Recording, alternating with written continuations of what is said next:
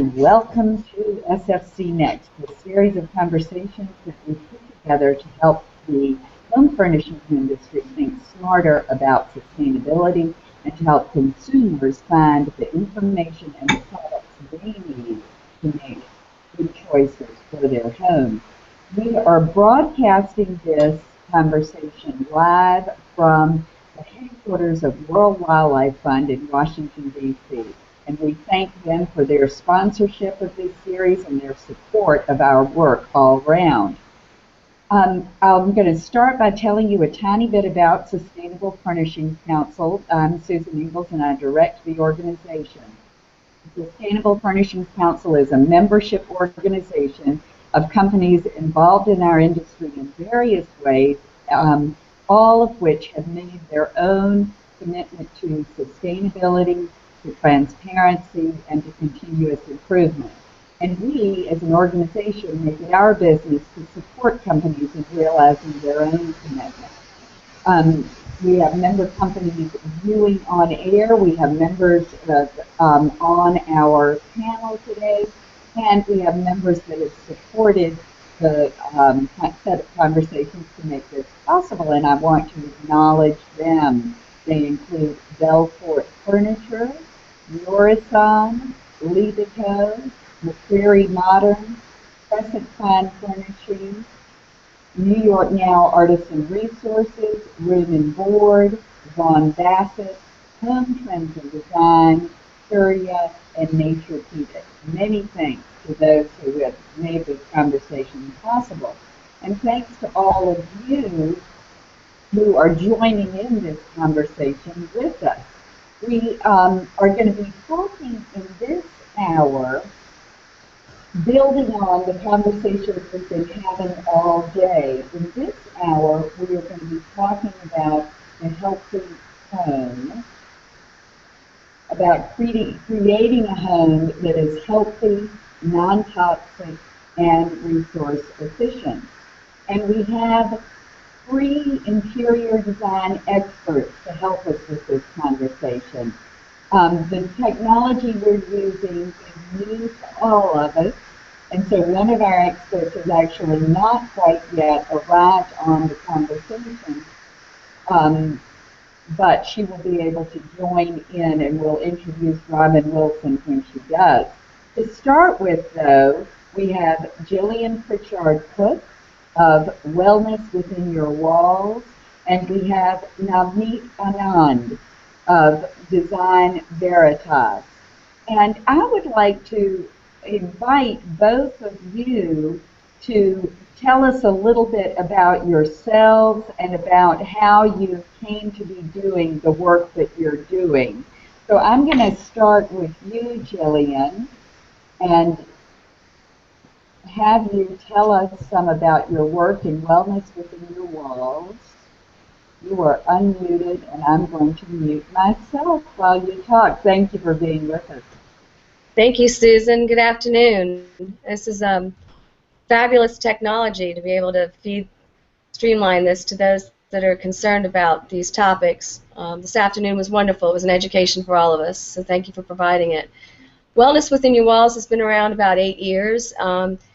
Basically, the genesis of it was a cancer diagnosis that I personally received whilst working on a first LEED Gold certified home in the United States.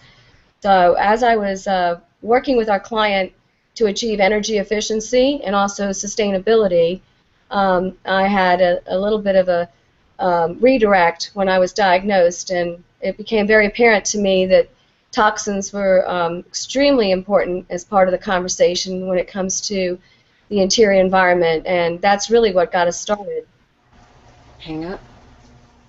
Should I hang up?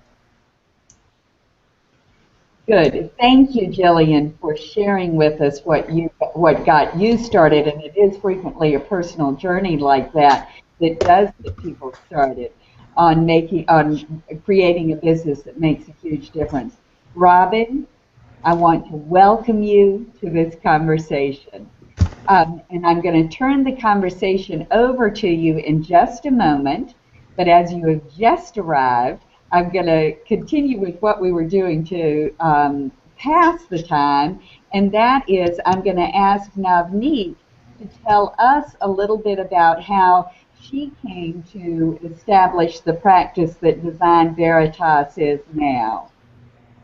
And Navneet, you are unmuted, and I'm going to mute myself. Great. Thank you so much, Susan. It's been a really good conference so far as well.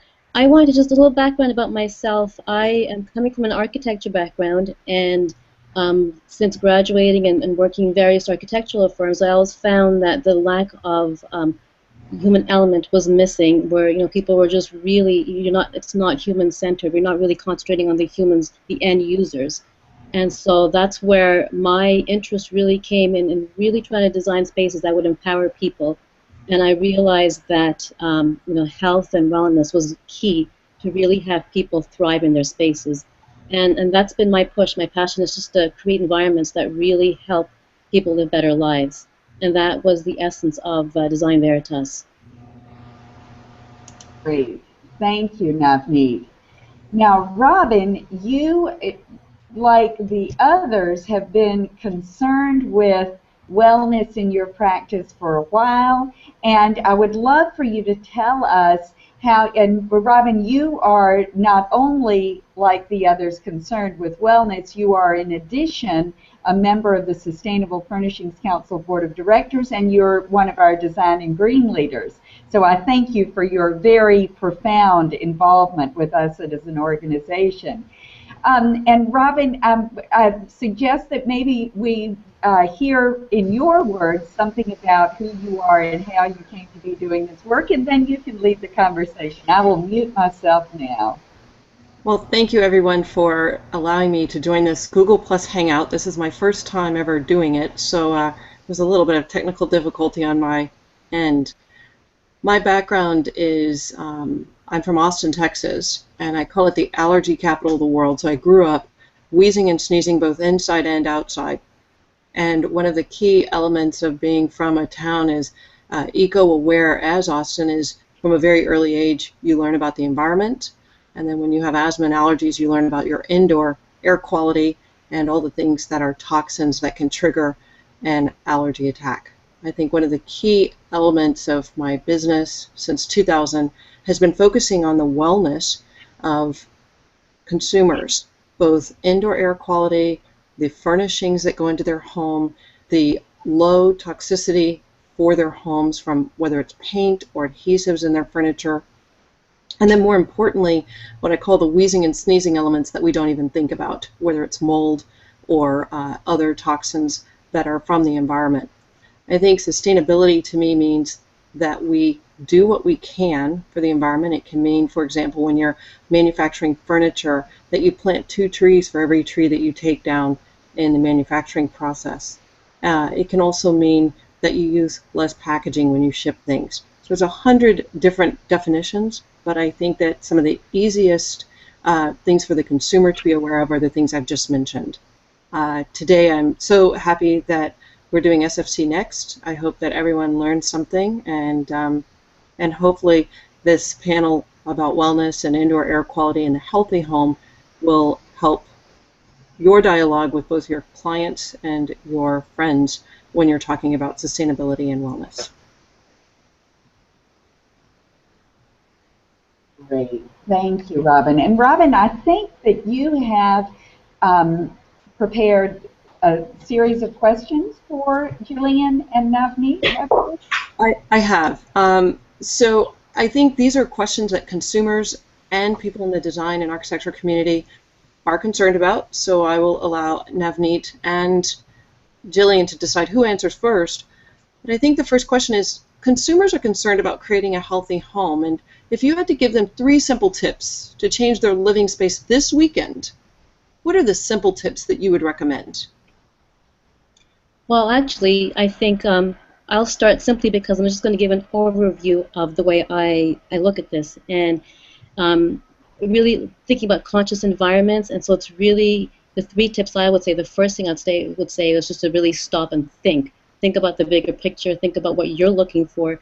Rethink the spaces that you have.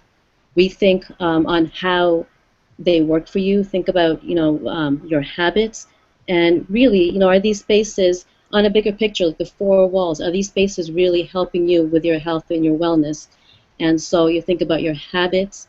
You know, the first thing I would say is just really just spend half hour over the weekend and just rethink about what you have right now, where you are right now. You know, walk through your house and just see, are there you know elements in your house that may not be very healthy for you. You know, are there a lot of times we just get so caught up in our routine that we just live life and kind of go through our spaces just on autopilot. And I think the first thing really is to do just to stop and think and say, what do we have here? Take that inventory. The second thing I'm saying is that once you think about what you have, you think, well, where do you want to go? What do you want to have? What are your goals in your home? What do you want to provide for your family? And then once you really consciously think about what you want, then I think the next plan of action is to really create, you know, what you can do. And education and knowledge, I think, are the two biggest things. So spend a half hour, you know, bring your family together. It's a good way to get your family involved, to have them also take ownership of their spaces as well, and to have them, you know what are the toxins that are coming in, what is affecting you, you know, and your spaces as well. It's not just the toxins, but it's also how these spaces affect you. So I'm saying create that plan of action and just really sit down and kind of, you know, make that inventory. So give me one tip in your third point so that people can take something away. Give me one tip. Perfect. The one tip I would say is to to find a low-cost, no-cost solution. So one thing would be is to change around your environment that you have right now. Rearrange your furniture, be it that, put some plants in your environment. Really low-cost, no-cost things that will change the environment and get the air flowing into your homes. Just little things, but the biggest thing I think is just to really be aware of what you have and where you want to go, and then once you know where you want to go, you will be resource efficient because you're consciously making a decision. Fantastic.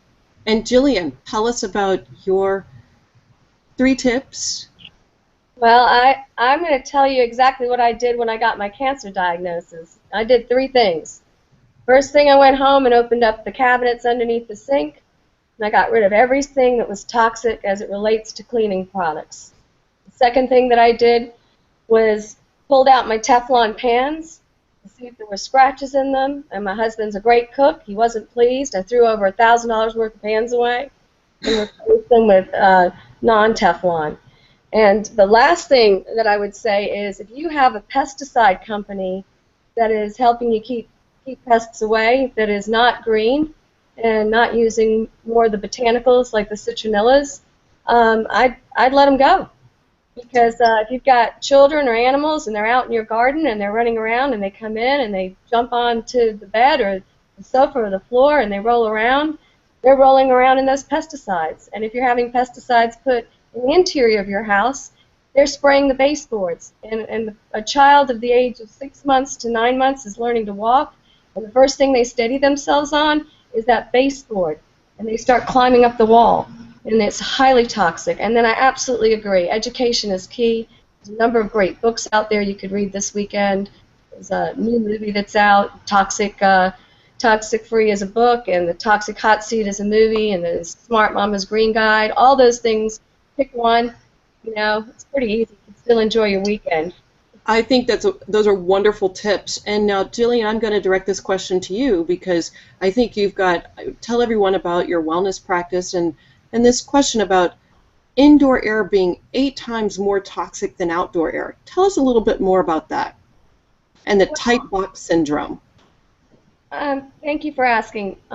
So basically what we've done, and I know you're very aware of this, and both of you ladies are very aware of this in the work that you do, energy efficiency has really gone to the forefront in the building industry in the last 10 years. It's been the #1 discussed element when building a home. So what have we done? Well, we've gotten very excited about programs like LEED certification. We got very excited about the Green Build program that's being put on by NHB. But in all cases, we are building a tighter box. And we're not always in climates that we can open up our windows and let the air flow in because depending on the humidity. I know in your area with Austin, you know, you have a tremendous high level of humidity, which ultimately can cause mold. So we basically have come to the conclusion that we are building much tighter boxes, less ventilation, and it's causing the tight box syndrome. And so the way to combat the tight box syndrome, first of all, is during the building process, we want to try and reduce our VOCs, whether it's in our paints, in our carpetings, our stains, our adhesives. But you can build the greatest house all day long that's free of toxins and then hand it over to the consumer, and in just one short exercise, you can kill all the fresh air and the clean air that you have by bringing in something like an air freshener that's full of toxins. So to combat the tight box syndrome, I absolutely think that it goes back to education, understanding what you're buying, understanding off-gassing, understanding how things are cured before you bring them into your home. If they arrive and you open up a box and you're rushed with chemicals, it's a no-brainer. Don't bring it into your house. Bad chemicals. Fantastic. Well, now that is, so many people don't realize the very simple solution. We do want energy efficiency, but you sometimes need to open your windows. Even if it's 15 minutes every day, it will off-gas some of the toxins that you bring in. And a lot of people don't even think about cooking.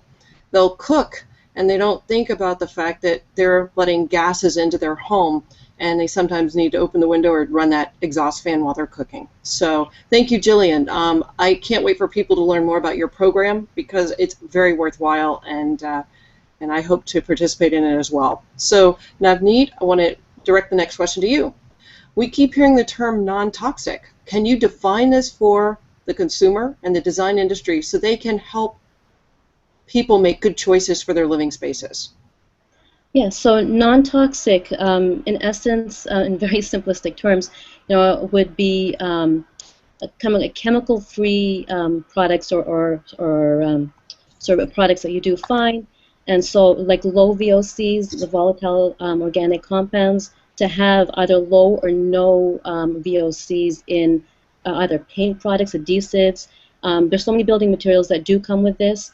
And it's not just the building material process as well, the building material itself, but it's also, as Jillian was saying, once you do use the space within your house, it's also all the components, all the elements that you use in your house. Just to also backtrack a little bit with the toxins, it's not just like I was saying in our design elements, but it's also, for example, the shampoos and the soaps that we use. It's really becoming aware of what we bring into our houses, and to realize that a lot of these things that we think are just normal do contain chemicals that affect us in a negative way, with our health. And so it's really, looking into that as well as what we're bringing into our environment.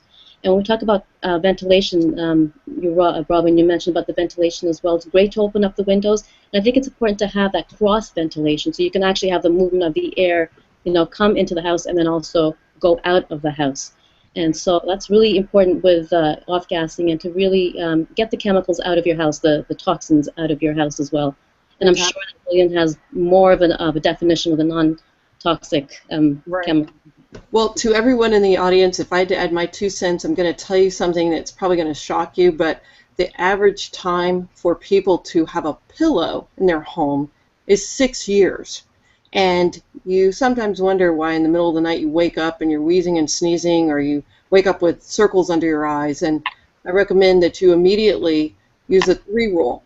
Wash your pillow, zippered pillow cover every 3 weeks. Wash your pillow every 3 months, and replace it every 3 years. Otherwise, your pillow will weigh more than when you bought it. So that's a simple non-toxic moment. And another is, of course, replace your shower curtain that is vinyl with a nylon shower curtain, because there are some issues that have been documented about endocrine disruption with vinyl shower curtains. So that's my 2 cents. So to both of you, what space is it that you focus on in a home immediately when you walk into someone's home and you're doing your work? What's the first space that you focus on? Well, I would have to say the whole house. It's just hard to escape from the concept of treating a home as a whole in a holistic manner. I think that so often as designers we get caught up in things that are aesthetic as opposed to things that are more holistic and balanced. And everyone's budget is very different. I'm very leery of the designer that wants to come into a home and just get rid of everything. If you replace something that might be quite functional and just might need a little update, whether it's fabric or something else. But I'm not opposed, of course, to bringing in new products. It's finding that balance. So I generally try to ask my clients to tell me in the first hour that I'm with them what it is they're trying to achieve, what it is, how does their family live, whether they're a single person living alone and they entertain, or they don't entertain, they travel a lot and they come home and they just want a place that they can retreat to, whether it's a family of 6 or an elderly couple. We generally get into these routines, and year after year we realize there's things that are important to us, but we don't always know how to execute them. So I think the first thing I would say is putting together a journal of all the things that are important to you, and then looking at the house from maybe 10,000 feet up, looking down, and put that blueprint together, and not necessarily a drawing, but just space and how the space relates to you, your family, and your everyday routine. Okay, thank you for that. Good feedback. The whole home is the way to do the holistic approach. I agree. Navneet. Yes, I also agree. The whole holistic approach is key. But I would also sit down with the client and find out what areas do they use the most. And I think that's also important, be it the family room or be it a kitchen. I would, if I had to pick a space, I'd probably say the kitchen, because there are quite a few toxins there that we just, again, with our routine, don't realize. That's the space that we actually, looking at it in an emotional sense, we're looking at it where that's where you feed your kids, your nourishment, you nourish your family there. There's so much that's going on in that space. Kids doing their homework on the kitchen table. There are all these relationships that are being created there. So I'm thinking that how do you really make sure that space is healthy for your family? Off-gassing with the cooking is one thing, as you mentioned, Robin. And then the dishwasher. Just with that being used as well, there are toxins that are coming out from the soap that you use. There's so many little elements there, but I would really focus on a space that is used the most, where you want the wellness, the health and the wellness of your family to be taken care of in that space that's used the most, and that's what I would focus on. Fantastic. Well, my last question before we get into a Q&A time, and I think we're trying to make up time now for the last session. So what are the most unique or interesting resources, if you had to refer 1 or 2 books or websites besides the Sustainable Furnishings Council, that you would recommend to your clients? Jillian, why don't you go first?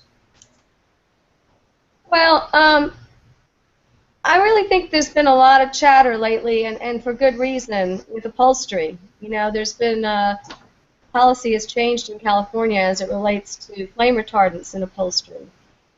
So I really think that is going to be a conversation that we're going to participate in for quite some time. And there's a number of people in the research industry and some of the best colleges and universities in the United States that are visiting green science, trying to come up with alternatives for upholstery that help with barriers between when a fire is starting, and how can we do it without lacing it with harmful chemicals. So, the Sustainable Furnishings Council, I have to say, is my #1 go-to place. They've done a fantastic job enlisting not only upholstery companies as membership, but also great case companies. Cisco Brothers in California has a line called Inside Green. They do it so phenomenally. The industry spends a tremendous amount of money on research. They're really ahead of the pack in that. Mitchell Gold has got such a great brand name that's in all of our worlds, whether it's in the magazines or you drive down the street, and it's very evident that they've got a presence. I have a Mitchell Gold sofa in my living room. I love it. I know, it's fantastic, and they're doing a great job of not just participating as a member with Sustainable Furnishings Council, but all 3 of the names that I just named really do care, and there's many, many more. As far as case goods, there's a company out of California, Studio A, that's a division of Global Views, and they're really changing the way we're seeing manufacturing for case goods and the materials that they're using. And I really think the designers that are getting involved in SFC, attending the shows out in Las Vegas, the shows in High Point, and really helping their clients read the right books and tell them about how these materials are manufactured and what they're actually made of is just really, that's really the resource. I think SFC is the resource, and I'm thrilled that we have it. As an interior designer, I'm thrilled that we have it. Fantastic, Jillian. And Navneet, please give us one or two of your resources. Well, I have to say that it was a great answer from Jillian as well. I agree. I must say, to add to that, I really feel that SFC is an excellent resource. It's got so much there, and I think as they do build their website, there'll be so much more information that will help consumers as well. And the other totally off resource would be, I would really say it would be yourself. Just simply because, you know, the technology is great these days. There's so much information out there, and so when you actually use yourself as a resource to see what is it that's important to you, what's affecting you, what are your goals health-wise, what are your health issues that you want to address, you can really just Google that, you know, look into the technology that's out there to find your answers. But I must say that SFC is an excellent start for just a great resource for clients, consumers, designers. Can I add to that also, Robin? Excuse me? May I add to that? Oh, absolutely. I think our audience, I know that we've got a number of folks that are in the industry, but there's a lot of folks that are participating in today that are actual homeowners and consumers. And they're probably wondering to themselves, well, how do I know if someone is SFC certified? And there are a number of retailers that are, their entire inventory is SFC, and you just really look in the corner like you would for an American Express label, that they accept American Express or MasterCard or Visa, and it's a green symbol. And so to the consumers that are participating today, just get out there in the marketplace, and if you're not seeing it, ask for it, because you can be part of the change and help with the mission of getting healthy, sustainable furnishings into everyone's homes. I think both answers are phenomenal, and I would only add one other thing, because I always focus on asthma and allergy issues. Please check out the Asthma and Allergy Foundation of America. They have statistics. It's aafa.org. They have statistics about the 60 million consumers who suffer from asthma and allergies. And if you think about it, there's 16 million who suffer from diabetes. So that could be a found client for you if you start to market to that individual.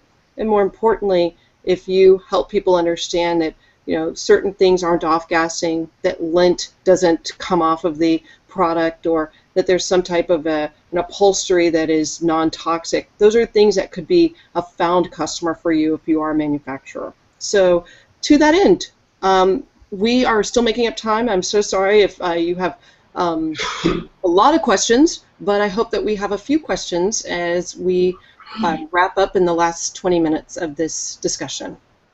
And I now open it to the audience. Ask a question. Yeah, we have some questions in the boardroom.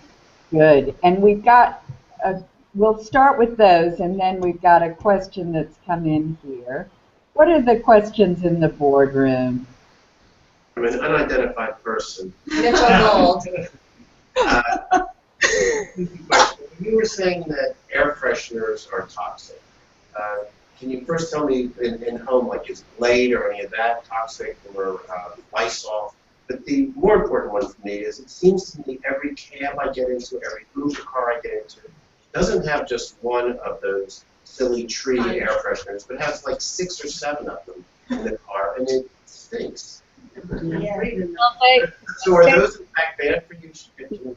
Well, any type of air freshener from those trees is toxic. It is off-gassing. I think the one thing you have to do is just roll down the window a little bit and get some fresh air from the cab. But when you put it in your home, it just builds up and it creates a toxic load. But I'd love to tell a story that relates to that, Robin. Go ahead, Jillian. It's really quick, but we were involved recently with the Prince Foundation in London in a home that's called the Natural House that Prince Charles actually designed. He was challenged. He was an architect, and he was asked to build a home for middle income. And he basically decorated with flea market finds, and when he'd finished, he had a resident move in, and they tested the air quality, and the insulation was wool, the walls were lime, which reduced mold. They used a wonderful clay block that was for insulation. The house is exactly what it says it is. It's a natural house. It's on the internet. You should look it up. But they came back and tested the air with a air conditioning tester, where you really can find out exactly what is in the air. It might not break down to every single toxin or VOC. They couldn't understand, after the year of having a resident live there, why the home was full of toxins. So they sat down with the resident and they interviewed him, and they said, hey, listen, what did you do during the year that you were here? What was your routine? So when they came to the part about going to the supermarket every week, they asked, well, what did you buy when you were at the supermarket? And once a month, this gentleman was buying a Glade type air freshener, where you would pop it up and open it, and it was releasing toxins into the air, but it was obviously advertised as an air freshener. So that in itself, I think burning a soy candle that's got natural lemon oil in it, or mint, anything that comes from the essential oil family, is certainly a way that you can tackle smells in your home without bringing toxins in. I have another question. We have another question in the boardroom. Yes. Go ahead. I'm wondering about if you, with your clients, look for or recommend any other certifications other than the Green Guard label, or maybe the SFC label for wood products. Are there any other labels that you feel comfortable referring for people to look for? I recommend, I'm going to answer this real quick, for textiles specifically, there's a European certification called Oekatex, and many fabrics, upholstery fabrics, are Oekatex certified, O-E-K-E-T-E-X, I believe is the spelling, and that means that the dyes that go into the textiles are non-toxic. That's one certification I look for in textiles. Navneet, do you have a thought? A lot of mine come from, I guess, the architectural background as well, but you have like Water Sense, Green Guard. There's also the Carpet and Rug Institute, they have theirs as well. So a lot of these, I think, are starting to come with their standards as well, depending on what you're looking at. But just that's my background coming from there. So. And Jillian?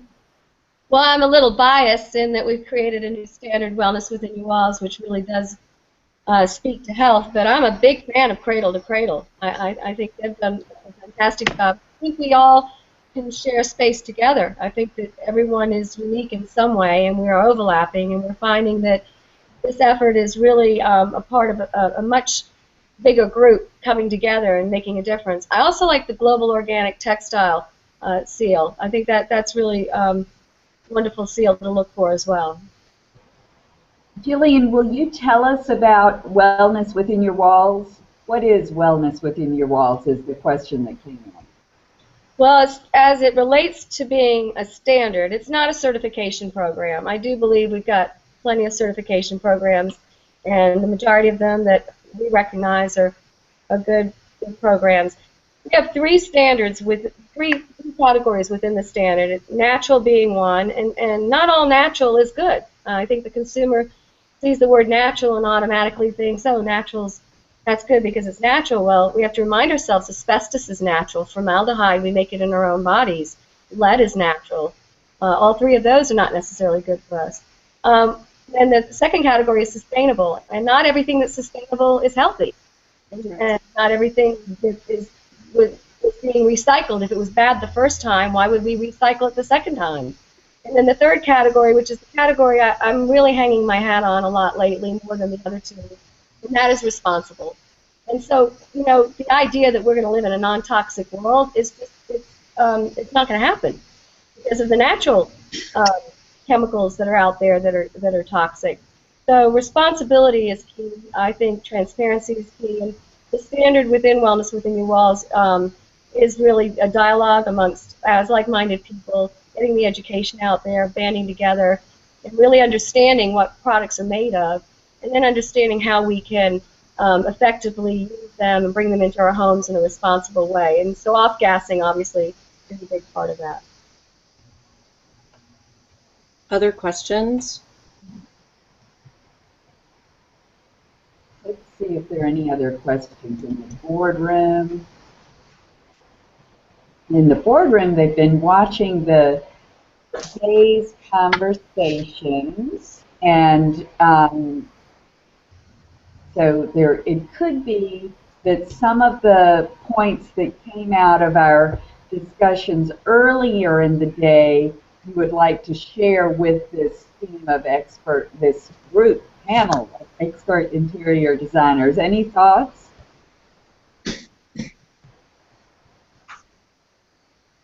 Okay, well, one of the things I want to ask you, expert interior designers, is about innovative materials.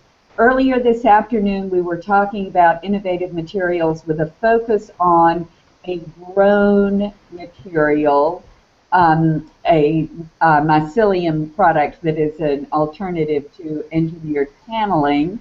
I wonder whether you three who are thinking about what you want to specify for a healthy home, healthy for those who live in the home now and healthy for the planet the home will be is part of still in several decades from now or centuries from now.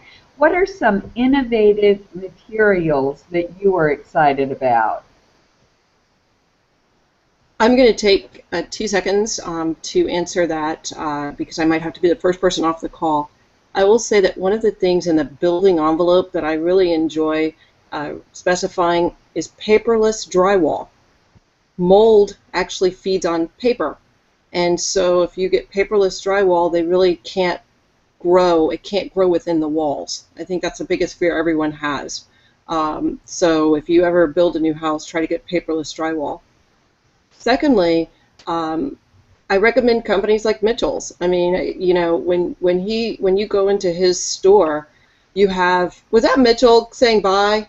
Well, hi Mitchell, but but when you go into a store, on the door you have the Sustainable Furnishings Council logo. You have a whole team of people who are really educated about what the couches are made out of, and more importantly, they're made out of wood. There are a lot of places that you go and it's a plastic or a press board or some sort of cheap material that doesn't last. So I recommend that. I mean, I think that the only other thing I can really say, and I keep saying this over and over again to people, is one of the sustainable products I really love is, you know, many of you know I have a 20-month-old. I recommend floor carpet tiles because if you rent a home, you can take it with you or, you know, move it in and out. If a child spills something on it, you can actually wash the carpet tile with soap and water. And more importantly, it is at the end of its life cycle, they will send you boxes so that you can send it back to them and they will grind it up and recycle the fibers to make either new carpets or to create the mulch that's needed for playgrounds. So I like floor, I like Mitchell Gold, I like, you know, I think there's a lot of products out there, hundreds of products out there, but those are the ones that I recommend frequently. And the final thing I'll say once again is get rid of that vinyl shower curtain.